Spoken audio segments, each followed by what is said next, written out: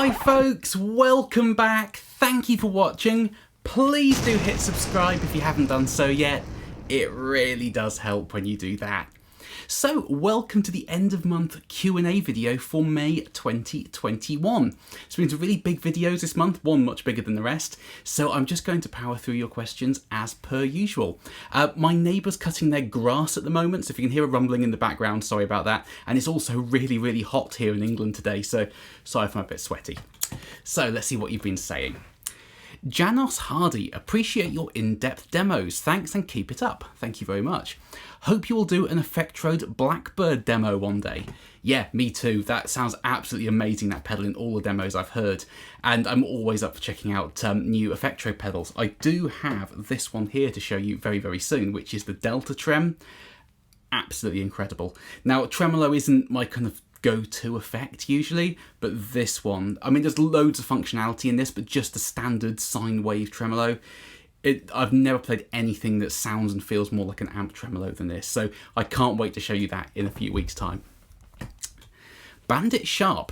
Might sound like a daft question, no such thing, but how can you tell if a pedal is analog or digital? The obvious way would be to Google it, but is there a physical difference? Examples I'm talking about are Wampler Tumnus and the new Wampler Bell, the Danelectro 3699 Fuzz and the J Rocket series. If it doesn't tell you on the website, how can you tell?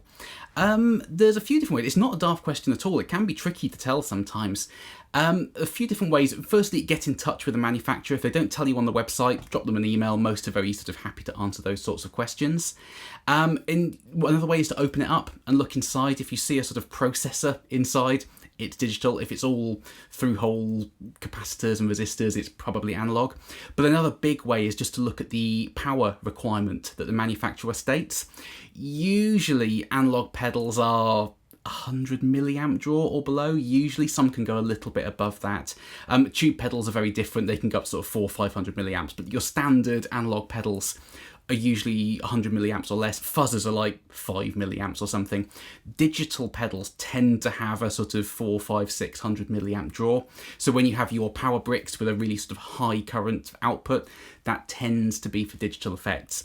But that's the best way to tell. Look at the power draw, open it up if you have the pedal and see whether it's analog components or a digital processor. But other than that, just drop the manufacturer an email and they'll tell you. But when it comes to things like the Wampler Tumnus and the Bell, which is a Noble ODR thing, I think, most overdrive pedals and boost pedals are analog, most, and some like the Strymon Sunset and things are digital, but the vast majority of overdrive pedals especially are analog. Montag 451. Hi Joe, what tonal differences, if any, are there comparing these Black Cats to the Ray Butts pickups? And does one set handle hotted overdrive better than the other? So this is the Creamery Black Cats that I had in my Gretsch a year or so ago, and the TV Jones Ray Butts Full Fidelity Filtertrons. They're pretty similar, to be honest. I never actually compared the two directly, but they cover the same sort of grounds. They're all sort of lower outputs, to 4K DC resistance. The Ray Butts TV Jones are non-wax potted because the original Filtertrons weren't. The Creamery ones, I think, are wax potted as standard, but you can request for them to not be potted, which I did. So that's one thing to bear in mind with that. But they cover pretty much the same sorts of grounds. I think they both handle overdrive the same. There will be subtle differences in, the offsets between the coils and things like that, but they were pretty similar. So, you could interchange them, give or take. They cover exactly the same sorts of grounds. A very vintage voiced, low output, chimey Filtertron. Both amazing sets of pickups. Derry Wooks. Kind of. Cool demo. Can you put an actual number on room temperature and the two extremes? Just how hot/cold are we looking at? So this is when I was looking at how temperature changes can affect germanium transistors in fuzz pedals.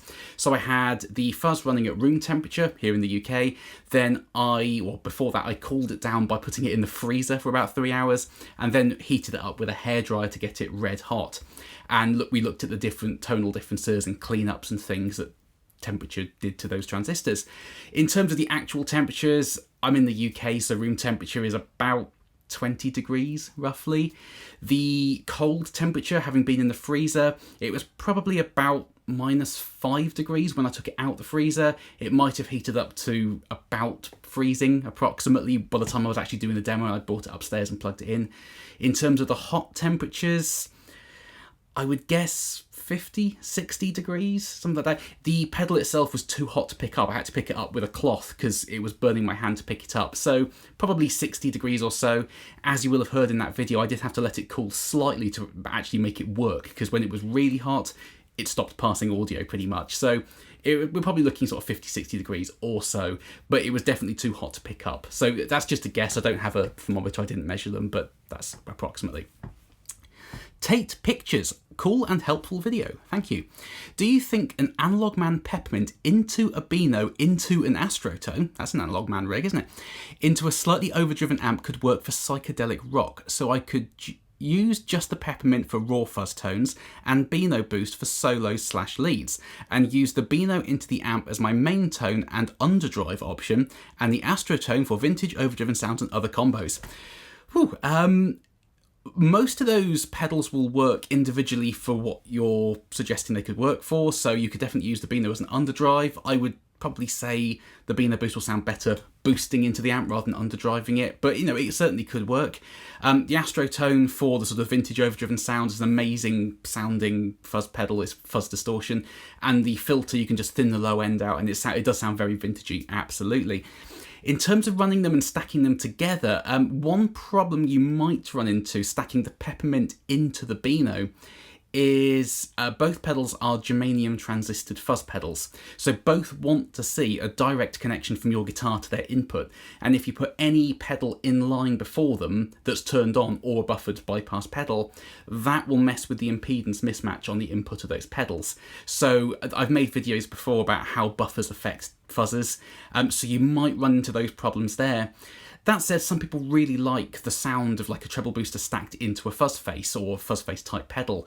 The Analog Man, was it the Sun Lion, I think, where they have a Beano and a sun face in one enclosure? That I've heard them sound really good, even though that's exactly what they're doing, they're stacking the Beano into the fuzz. The Crazy Tube Circuits Constellation has that RMFF mode, which is a range master stacked into a fuzz. So it can work, but if you're relying on like cleanup and you don't want the tone to become really shrill, you might run into problems. So the only way to really know is to experiment and see if it works for you. But ideally, those pedals want to see a direct connection to their input with the guitar with nothing turned on, be that a buffered bypass or a pedal that's turned on before them. So experiment. You never know. It could sound absolutely glorious, but you won't know until you plug it in and try it out for yourself and see if it works for your personal preferences. Dennis Flock. I never see Ashdown stuff in the US. Yeah, they're a British brand. I don't know how much they kind of ship overseas. Always thought they were cool, but never seen or played one. Usually see bass amps. Yeah, Ashdown do make guitar amps. They are most known for their bass rigs. A lot of big bands use sort of Ashdown 8 by 12, 15 stacks or whatever. But Ashdown do and did make guitar amps, which is the demo I was doing there. So they're definitely an acquired taste. I don't think they ever really caught on as being amazing guitar amps in the way they have with bass, but you know, in that video, a lot of you were saying the Telly bridge pickup into that Ashdown on the Channel 1 just sounded absolutely amazing. I really do agree. I think the best recorded sounds I've ever got out of that Ashdown were in that video the day before I sold it. So yeah, we've got some really great tones in there. And yeah, they do make guitar amps. They're worth a look, especially if you're into the sort of higher gain metal stuff, which I'm not really. But yeah, they do make guitar amps, which a lot of people don't know. Now, the biggest video this month was, of course, my new amplifier, and I teased you with a few photos of the circuit board and the front panel, and you were all guessing what amp it might be. And the first correct guess was Marcus M, who of course guessed the orange Retro 50. So we've got a few questions about the amp here and a few comments, but I've had some really, really good feedback on that amp, both in the standalone demo and the Best of British video I put out a couple of days ago. It's an astonishing thing. It is absolutely incredible for the sort of lower gain edge of breakup British crunch sounds. Oh man, it is absolutely unreal. So on that same subject, Fret Level Midnight says, I love the way that amp sounds and I couldn't be more jealous. Thank you for sharing this treasure. It really is a treasure, isn't it? And a lot of people have never heard of the Orange Retro 50. Most people know the Thunderverbs and the Tiny Terrors and things like that. But the Retro 50 really is a hidden gem. And they only made it between, I think, 2002 and to 2013, I think, and they discontinued it after that. You can still buy an amp that's basically the same circuit. I'll go on to that in a second. But if you ever come across one or get a chance to play it, absolutely jump at it. They are astonishing sounding amps. They really are. Honna Connor. Mate, congrats. Looks like me and you were doing the same research for a new amp head. I ordered my Custom Shop 50 in black last week and it arrives Wednesday. I cannot wait. So this is what I was just saying about the Retro 50 being discontinued. I was chatting with the folks at Orange and they said that if you take the Custom Shop 50 and you turn the HF drive control, which I can never remember if it stands for high fidelity or high frequency, but that sort of, I think it's like an upper mid-range boost and negative feedback control or something. If you take that control on a Custom Shop 50 and turn it down to 0, you get the Retro 50 circuit. So if you liked the sounds in my videos and you wanted to try that sort of amp from Orange, you can still essentially buy the same amp in the form of the Custom Shop 50. The Retro 50 was kind of its predecessor, but yeah, please do check them out. The hand-wired Orange amps are just absolutely unbelievable. Daniel Doran, I thought all Orange amps were PCB Construction from Original. Now, I did a bit of looking into this, and I think you're largely correct. Most Orange amps over the years, especially the ones that they make out in China, are PCB. But I was looking at some of the really old, like late 60s, early 70s, like PIX-only amps and the original Orange matte amps. And I think from what I can tell, looking on Reverb and things, for the first couple of years, the Orange matte amps were point-to-point hand-wired on turret board. And after that, they kind of went to I don't know if it was a printed circuit board as such, but you can kind of see it's like the components are put through a piece of like Perspex and they're wired together underneath, which I don't know if it's technically a PCB, but it's essentially the same thing. But as far as I can tell, all of the Orange amps that come out of the Orange Custom Shop, so the AD50, the Retro 50, the Custom Shop 50, and I think the OR 50 as well, I think they are all point-to-point hand-wired. I think they're a mixture of terminal board and turret board. My Retro 50 is a terminal board, looks incredible. But all the ones that are branded Custom Shop are, I believe, hand-wired. And I think the vast majority of other Orange amps are PCB, but some of the early Orange matte amps, I think, were hand-wired on turret board. But if you have any more information on that, please do let me know in the comments. I'd love to find out more from people that are much more knowledgeable than me. Finn Golding, great video as always, Joe, thank you. You mentioned that you don't like effects loops, and I've always thought they were best for delays and modulation pedals. Would you have the same view if you had a modest pedal board, like me, and a single amp? Thanks. No, I don't think I would, genuinely. I have experimented with effects loops in the past, and I've always preferred the sound of effects straight into the front end, even when the amp's set gainy. So in terms of modulation pedals, on my pedal boards, I have all my modulations pre-overdrive. I just prefer the sound of that. Nowadays, it's more typical to run your choruses and phasers and things after your overdrives and fuzzers. I just really like the sound of running them before, so I would always put my modulations into the front end of a crunchy amp. Delays and reverbs and things are a little bit different, but even so, I would still put a delay into the front end of a crunchy amp and just turn the blend down really, really low.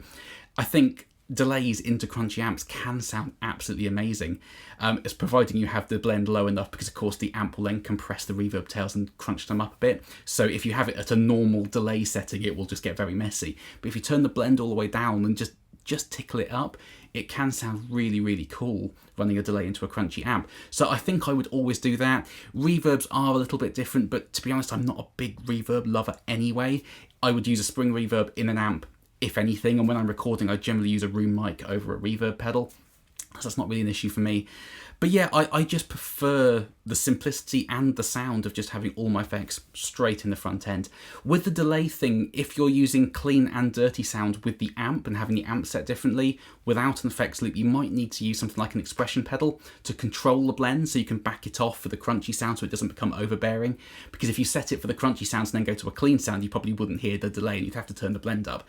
So something like an expression pedal might really help with that, but I would always put it in the front end. I just don't like effects loops. Some people love them, especially if you're using high gain in the amp and lots of like ambient stereo reverbs and things, and it can sound absolutely amazing. Just not for me. It's just not where I live in my sort of personal headspace.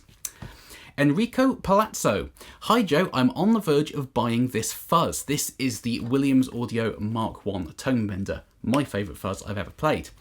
Can you please do a video playing this fuzz with the Gretsch Durojet into the Cornell amp, since it's a setup very similar to mine? Thank you very much. Yes, absolutely. So I'm going to set that up now. So I've got my Gretsch Durojet with the TV Jones T-Armans in here, and I'm going to put this into the Mark I, into the Cornell. So I'll put a couple of amps on the Cornell and show you what that sounds like now.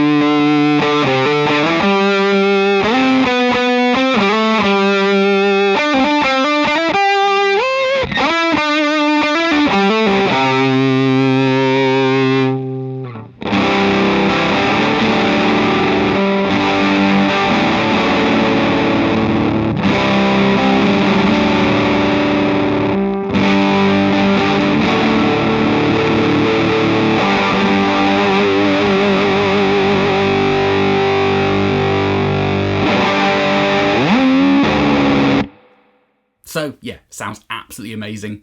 Love that fuzz. It sounds amazing into absolutely everything. So does that Gretsch, and the Cornell's a great amp. So I really don't think you'd be disappointed. All of the Williams Audio Tonebenders are some of the best, finest, most incredible sounding pedals I've ever played. I'm a big Tonebender fan. So yeah, I think you get some amazing sounds out of that, Enrico. Tyler Gray. Hey Joe, I'm building my first analog only pedal board, but I can't find an analog tuner pedal. Is there such a thing, and would a digital tuner taint my all analog circuit? I'm driving myself mad, ha ha ha. Yes, there are, but not so much nowadays. So the old sort of vintage tuners from the 70s were strobe tuners. Now I've got one of those. It's an old 70s Peterson strobe tuner model 420. And that's what I generally use, especially when I'm intonating a guitar. I love using the accuracy of a strobe for tweaking the intonation and getting it spot on. Nowadays, as far as I'm aware, you can't buy an analog pedalboard friendly strobe. I think Peterson still make a few analog strobes, but they're huge money and they're more kind of like big units for guitar techs to use backstage and things like that. In terms of pedalboards, I don't think, as far as I'm aware, you can buy an analog strobe tuner for your pedalboard. Peterson makes some little digital strobes nowadays, which look really cool, but of course they're digital. In terms of it tainting your all analog circuit, not so much, because bear in mind that when you push your tuner, you won't be hearing your guitar out of your amp. So the digital conversion that happens in the tuner will never be outputted into your amp. It's either muted or all analog. So I wouldn't worry too much about that. I mean, that's a compromise I made on my all analog board for years, was having a TU2 on there. You have the buffer in most tuners, like a TU2. But yeah, as soon as you put the pedal on and the digital circuitry comes into play, the signal's muted and it never goes near the amp. So there's still no conversion that you can actually hear. So yeah, I've drove myself mad with that as well. But unless you're going to go the whole hog and hunt down old vintage Peterson strobe like I did, I would make that compromise. But the Peterson digital strobes look really, really cool. David Westmith, this comment, I love this one. The single most absurd video I have ever seen on effects. Clearly haven't watched that many videos on effects. Let us take pedals and make them as close to each other as possible. Is this a comparison or a redesign video? Simple, isn't it? Take one pedal, take another pedal, plug in, play, compare. Then he rags on starved plate valve pedals. Just a different method and is cool as well. Butlers are not preamps. A strange and convoluted video. Is this guy a musician? Well, clearly not. I mean, I could make a full half-hour Q&A video on this one comment alone, but to take the key points in there, the point of that video wasn't to kind of just do a fair comparison of those pedals at all. The point was, in the intro, Kingsley pedals are made in Canada and have a waiting list. Effectrode pedals are made in the UK, so for me are much more available. And yet on forums, people say that Kingsley pedals are the be-all and end-all and Effectrodes just don't compare. So the point of that video was, if you can't / don't want to wait for a Kingsley pedal, can you buy an Effectrode if it's more available and maybe make some tweaks with the tubes, but dial them in to do the same job? Is there any difference in quality between them? That was the point of the comparison. So yes, I was trying to make them sound the same, but there was a purpose behind doing that. What was the next point? Then he rags on starved plate valve pedals. No, I wasn't ragging on them. I was saying that when people buy tube pedals to do kind of the tube thing in terms of an amp-like response, warm, rich harmonics, smooth breakup, nice saggy compression to them, you need to run the tube at proper voltages to make them do that. Yes, you can run them at starved voltages. The Effectrode Mercury fuzz here has the heat mode, which starves the tube of voltage for a very spluttery sound. And yes, it can sound really cool. But if you're buying a tube pedal because you want it to sound and feel like a tube amp, the tube really needs to be running at a proper voltage in order for it to behave in the same manner as it would in a guitar amp. That was the point I was making there. So yes, starved voltages can sound cool, but it's not what you would associate with an amp-like response. And the last point here, Butlers are not preamps. This is the BK Butler tube driver. No, they're not, but neither are the Kingsley Page, the Effectrode Fire Bottle, or the Tube Drive. They are overdrive and boost pedals. They're not preamps either. So, yeah, clearly I'm not a musician, but that was an interesting comment, but I think somewhat missing the point of that video. Gary Gallagher, fair play for being so honest in your review. Now, this was a slightly interesting video to make. This was the Sound System Integral Im12 internal miking system. Now, I've got a few comments and questions on this here. Now, I made a full 9-10 minute outro to that video explaining why I didn't really like the Im12, but I think Johnny M here sums it up very succinctly. Excellent demo, cool idea, sounds like and that was kind of my take on it as well. Now, as I said in the outro of that video, I love the concept of the Im12, but when I listen back to the recorded audio, to me, from my personal subjective opinion, it just didn't sound good. That was it. Now, there's a comment here from Monkey Magic, and this was on my old Q&A video from last month, who said, thanks for being honest about working with manufacturers. A lot of shills out there. Now, yeah, when you see one of my videos that says, I think it includes paid promotion or something at the start, what that means is I have collaborated with a manufacturer to bring you that video. Now, there was a video put out a couple of months ago by In The Blues with a lot of different YouTubers talking about the declaring when you are working with a manufacturer thing and how it's illegal in a lot of territories not to, which it is in the UK, so that's why I do it. Well, one of the main reasons why I do it. But when it says paid promotion, that doesn't necessarily mean that I have accepted money to do that demo, or it can mean I've been lent the pedal or the amp or speaker or whatever by the manufacturer. It could mean I've been sent the product to demo and I've been allowed to keep it, or anything. Even if I've just sort of borrowed it off them for a week and I've shot the video and sent it back, the fact that I haven't paid for that item myself and reviewed it completely independently means I have to declare that as a paid promotion, even though money hasn't necessarily changed hands, as it were. Now, I'm always very, very open about working with manufacturers, but it's certainly not in all my videos. It's probably 40% of my videos that you see are me collaborating with a manufacturer. The other 60% are me buying things on eBay and Reverb and doing videos myself. But I think it's very important to declare when you are working with a manufacturer, because by giving you the product or lending it to you or whatever, you're kind of you can't be totally impartial, because you have, as a reviewer, you have to be aware that the manufacturer who's lent you that product is going to see that video, and you have that in the back of your mind. So I do my best to be as impartial as possible, but it is always in the back of your mind. But the reason I really liked the comments on this Im12 video is, as you will have seen at the start of that video, it said it includes paper motion, because they sent me 2 of the Im12s actually to demo. I only ended up demoing 1 because it just wasn't for me, and I thought rather than demoing the second one doing a different video, I'd rather leave it shrink wrapped and send it back to them so they can sell it, rather than open it and void the resaleability of it. Because when somebody sends me a product, if I get an email from someone saying, would you like to review our overdrive pedal, for example, the first thing I do is I vet the company very, very closely. And I essentially would go back to them and say, okay, tell me about your overdrive pedal. What's interesting about it? Sell it to me. Why is it worth me doing a video on it?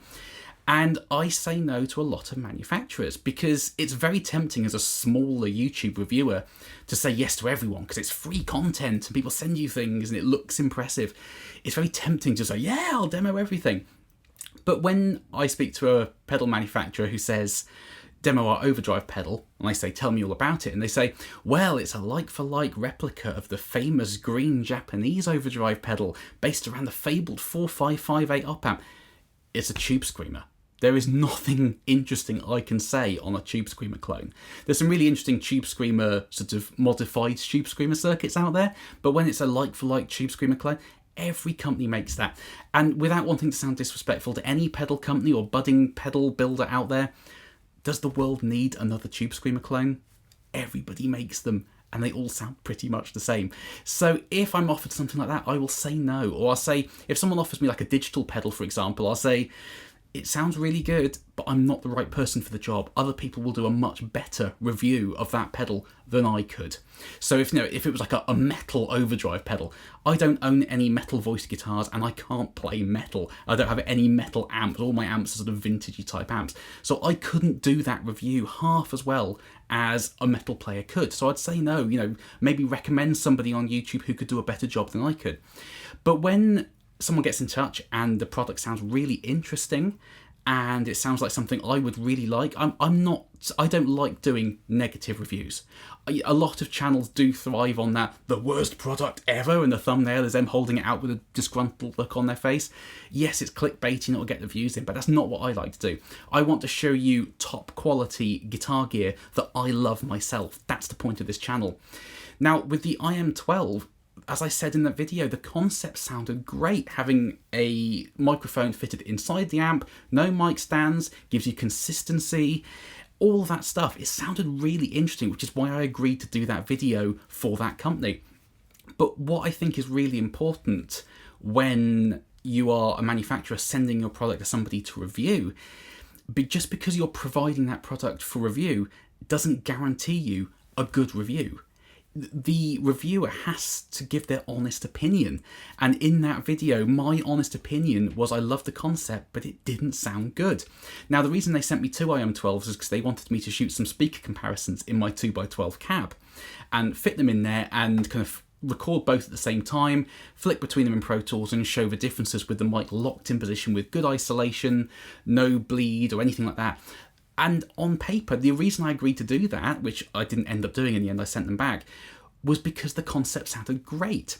But when I got them and I plugged that one in the first half of the video, I was like, this looks really cool, and I fitted it and was playing, listening to the Celestian Gold, and it was sounding great in the room. When I listened back, it was like, I can't use this to do speaker comparisons because it only gives you upper mid-range, doesn't give you the low end, doesn't give you the high end, and it would be like trying to compare 2 paintings, but you're only allowed to look at that much of them.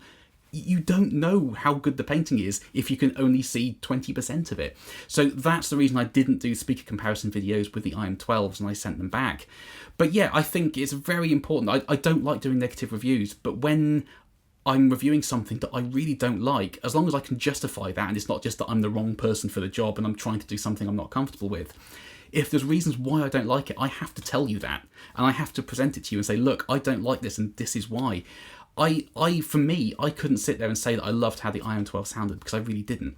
So I think that was a very important video in terms of explaining this. Yes, I work with manufacturers, and yes, most of the things I say yes to are things I'm pretty sure I'm going to like, and I generally do. Occasionally something comes in that I think has some flaws, and I tell you what those flaws are. That's why independent reviewers work as a concept. You know, if it's a paid promotion that is a paid review as such, and you're saying good things even though you don't believe it, that's not something I ever want to get involved with. Bojack Horseman. This is on the Im12 video as well. I love the idea. I think it has potential, but it hasn't yet realised that potential. It's not really capturing the finer qualities of the Celestian Gold, that's for sure. And I feel that the manufacturer's justification for the thin sound is really just marketing spin. The last point's debatable, but yes, when it comes to the sound of the Celestian Gold, in that video I was using, at one point, a custom shop Les Paul with hand-wound boutique PAF pickups into a Dr. Z Z-Rec, which is widely regarded as being like the pinnacle of the AC30 type circuit amp, through a Kingsley Page, one of the finest tube overdrive boosts out there, going through a Celestian Gold, which is like the ultimate Alnico speaker to a point. If I went to a gig and I saw that rig and I heard that sound coming out of the front of the house, I would be disappointed. That's the truth of it. And do you know what it reminds me of? It reminds me of when I saw Blondie play at the Isle of Wight Festival in 2010 or something. And the guitarist had a custom shot black Les Paul. I'm not sure if it was a P90 Les Paul or one of like the 56 reissues with like the staple pickup in the neck. I'm not sure exactly which one it was. But he was playing a big money custom shot Les Paul through a Mesa Boogie amp, and this front of house sound was appalling. And I remember thinking, like, how can you make that good a rig sound that bad? I didn't understand it.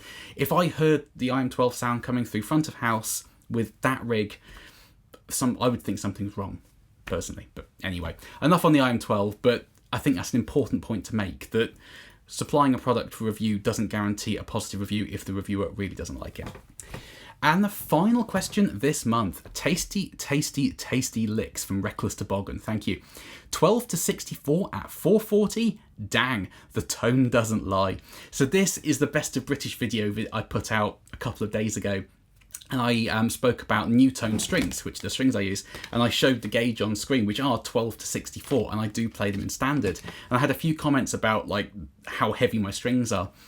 I am thinking about making a video about heavy strings and why I like them, and the, you know, a very light take on the light versus thick string debate. If you'd like to see that video, let me know in the comments. I'm thinking about making it in a few weeks' time, but that won't be fun. But yes, I use 12 through 64 in standard. I think a good setup is far more important for playability than a light string gauge, but that's just my take on it. I've always liked thick strings. So that is it for May, folks. So thank you ever so much for watching. And yeah, if you have any more questions you'd like me to address in June's Q&A next month, drop them in the comments below, or comment under any of the videos that are coming out in the next month or so. And if I can address those points, I absolutely will do so. But for now, thank you ever so much for watching, folks, and I will see you next time. Bye-bye.